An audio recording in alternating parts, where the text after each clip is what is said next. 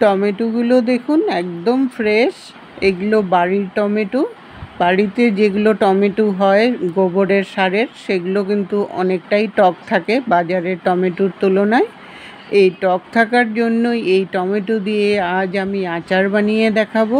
বাজারের টমেটোগুলো কিন্তু একদমই টক থাকে না আর গলেও যায় না, আর এই টমেটোগুলো একদমই গলে যায়, যার জন্য আচার বানাতে খুবই সুবিধা হবে। রেসিপিটি হয়তো আপনাদের ভালো লেগে থাকবে, ভালো লাগলে সবার সাথে শেয়ার করে দিবেন। আসুন তাহলে দেখে নিই আমি টমেটোর আচারটা কিভাবে বানিয়েছি। কতগুলো টমেটো নিয়েছি, টমেটোগুলো ভালো করে ধুয়ে জলটাকে শুকিয়ে নিয়েছি। টমেটোতে যেন একটুকু জল না থাকে, একদম শুকনো করে নিতে হবে আচারটা বানাতে হলে। আর বোটাগুলোকেও ছাড়িয়ে নিয়েছি। টমেটো এমনিতেও একটু জল জাতীয় জিনিস, তাই ওপরে যেন কোনো জল না থাকে সেই দিকে একটু খেয়াল রাখতে হবে। এখন টমেটোগুলো যেহেতু একটু ছোট ছোট, তার জন্য আমি আধা করে নেব। আপনাদের টমেটো যদি বড় নেন তাহলে 4 খণ্ড করে নেবেন। নিয়ে ভিতর থেকে গুটিটা আর জলটা যতটুকুন পারবেন ওগুলো ফেলে দিতে হবে। আর টমেটোর গুটি খাওয়া তো এমনিতেও ভালো না, তার জন্য গুটিটাকেও ফেলে দিলাম। এইভাবে করে সবগুলো টমেটোকে আধা করে নিয়ে তারপর ভিতরের গুটিটার জলটাকে ফেলে প্রথমে রেডি করে নিতে হবে। আচার তো অনেক কিছু দিয়েই বানিয়ে খেয়েছেন, কিন্তু টমেটো দিয়ে আচার বানিয়ে খেয়েছেন কিনা আমার জানা নেই। আর এই আচারটা কিন্তু আপনারা অনেক দিন স্টোর করেও রেখে খেতে পারবেন। সবগুলো টমেটোকে এইভাবে করে গুটিগুলো আলাদা করে, জলটাকে আলাদা করে, তারপর খোসাটাকে আলাদা করে নিলাম।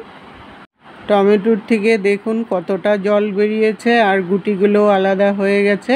এই জলটা কিন্তু আপনারা ফেলে দিবেন, কারণ এটার মধ্যে অনেক গুটি আছে। আচারটা বানানোর জন্য প্রথমে আচারের মশলা বানিয়ে নেব। তার জন্য 3টা শুকনো লঙ্কা নিয়ে নিলাম। লঙ্কাটা ঝালটা আপনাদের টেস্ট অনুসারে দিতে পারেন, কম বেশি করে নিতে পারেন। লঙ্কাটাকে প্রথমে একটু ভাজা করে নিতে হবে। লঙ্কার যতক্ষণ না একটা ভাজা গন্ধ চলে আসে আর কালো ভাব চলে আসে, লঙ্কাটা যখন ভাজা হয়ে গেল তখন বাকি মশলাগুলো অ্যাড করব। এখানে জিরা 1 চামচ, ধনে 1 চামচ, মৌরি 2 চামচ আর সামান্য পরিমাণে মেথি নিয়েছি। মৌরিটা একটু বেশি করে দিবেন, তাহলে খেতে কিন্তু খুব ভালো লাগবে আর ফ্লেভারটাও খুব সুন্দর হবে। এখন বাকি মশলাগুলোকে ভেজে নিতে হবে। খেয়াল রাখবেন লঙ্কাটা কিন্তু আগে ভেজে নেবেন। লঙ্কার সাথে সব মশলা যদি একবারে ভাজেন তাহলে লঙ্কাটা ভাজা হবে না আর মশলাগুলো পুড়ে যাবে। মশলাটা ভাজা হয়ে গেছে, লালও হয়ে গেছে। এখন নামিয়ে একটু ঠান্ডা করে মিক্সিতে গুঁড়ো করে নেব। আবার কড়াই বসালাম।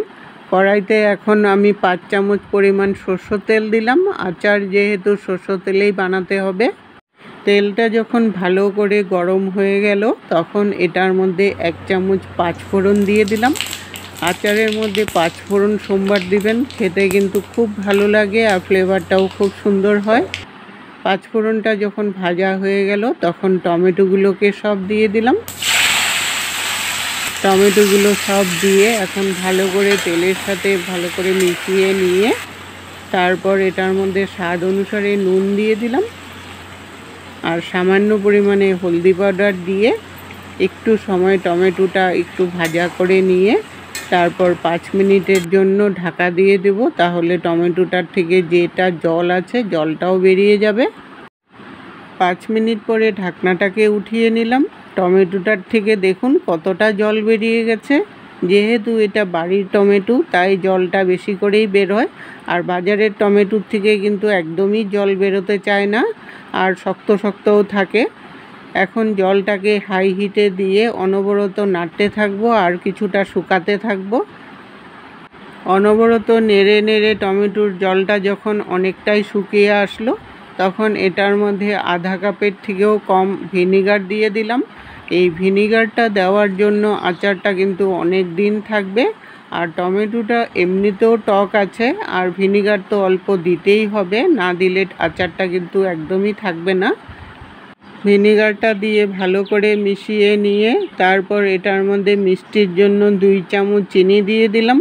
যেহেতু টমেটোটা টক আর এমনিও ভিনিগারও দিয়েছি, ভিনিগারও টক হয়ে যাবে, তাই ব্যালেন্সের জন্য একটু মিষ্টি দিতেই হবে। মিষ্টিটা আপনাদের টেস্ট অনুসারে দিয়ে নেবেন।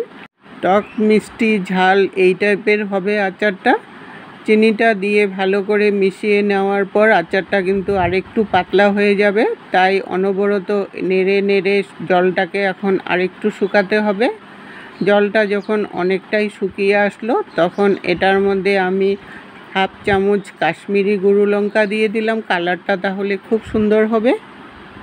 কাশ্মীরি গুঁড়ো লঙ্কাটা একটু লাস্টের দিকে দিবেন, তাহলে কালারটা কিন্তু খুব সুন্দর হবে। কাশ্মীরি লঙ্কাটা দিয়ে আরও কিছুটা সময় জাল দিতে হবে। জাল দিতে দিতে যখন অনেকটাই শুকিয়ে আসলো, একটা শুকনো শুকনো ভাব হয়ে গেল আর কড়াই থেকে উঠে আসছে, তখনই বুঝবেন যে আচারটা হয়ে আসছে। এখন আমি ভেজে রাখা মশলার থেকে ওখান থেকে 3 চামচ গুঁড়ো মশলা দিয়ে দিব। আর এই মশলাটা কিন্তু একদমই লাস্টে দিবেন, তাহলে ফ্লেভারটা কিন্তু খুব সুন্দর হবে। আগে থেকে যদি মশলাটা দিয়ে নাড়তে থাকেন তাহলে ফ্লেভারটাও চলে যাবে আর আচারের টেস্টটাই পাবেন না। মশলাটা দিয়ে জাস্ট মিশিয়ে নিয়ে নামিয়ে নিলেই আমার টমেটোর আচার একদম রেডি হয়ে গেল।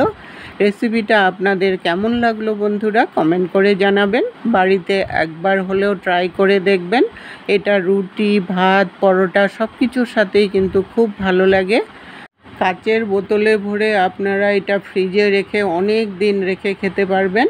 এতক্ষণ সঙ্গে থাকার জন্য আপনাদেরকে অসংখ্য ধন্যবাদ বন্ধুরা। আবার দেখা হবে নতুন রেসিপির সাথে। সুস্থ থাকুন, ভালো থাকুন।